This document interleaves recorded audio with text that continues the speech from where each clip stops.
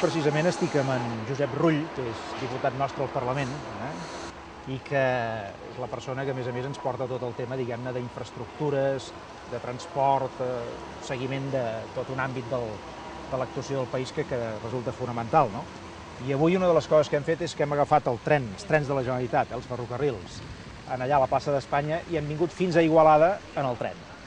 I això hi hem trigat molt. Hem trigat tant com 1 hora 3/4 per fer 63 o 64 quilòmetres d'Igualada a la plaça d'Espanya. Recordo que quan nosaltres vàrem posar en marxa tot aquest metro que en dèiem comarcal, Igualada, Manresa, cap a Barcelona, el que preteníem precisament és que hi haguessin més trens, però que a més la gent anés més de pressa. I ara resulta que ja han posat més trens, l'actual govern de la Generalitat, el tripartit, però en lloc d'anar més de pressa van més a poc. Abans a Igualada, a Barcelona, es trigava aproximadament 1 hora i 10 minuts, no? 1 hora i 10 minuts, o més ràpids, els semidirectes, no? O els directes, vaja.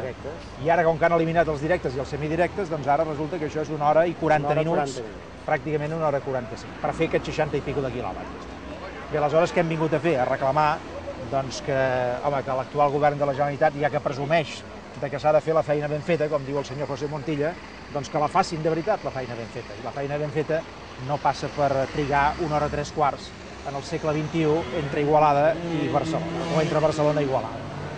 Al marge d'això, doncs, estem en una comarca, la Noia, que té una profunda tradició industrial, com moltes altres comarques de Catalunya, i també valdria la pena que, a més de transport, parléssim una mica d'aquesta tradició industrial catalana, de tota una indústria que avui està fortament amenaçada i de l'actual govern de la Generalitat que no té una autèntica política industrial perquè no coneix els temes, no coneix la realitat del país a nivell econòmic i industrial i això fa que moltes empreses industrials que podrien tenir futur, que podrien ampliar, que podrien exportar més, etc., doncs no acaben de tenir confiança en el que pot passar de cara al futur.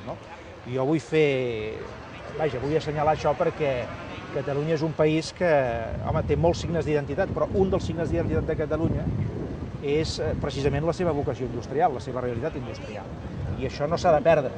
S'ha de modernitzar, òbviament, com moltes indústries s'han modernitzat, però sobretot necessitem un govern de la Generalitat que tingui molt present aquesta realitat industrial del país i aquesta vocació industrial de Catalunya, que ha de ser una vocació, a més, molt orientada de portes enfora, cap a la internacionalització i cap a l'exportació.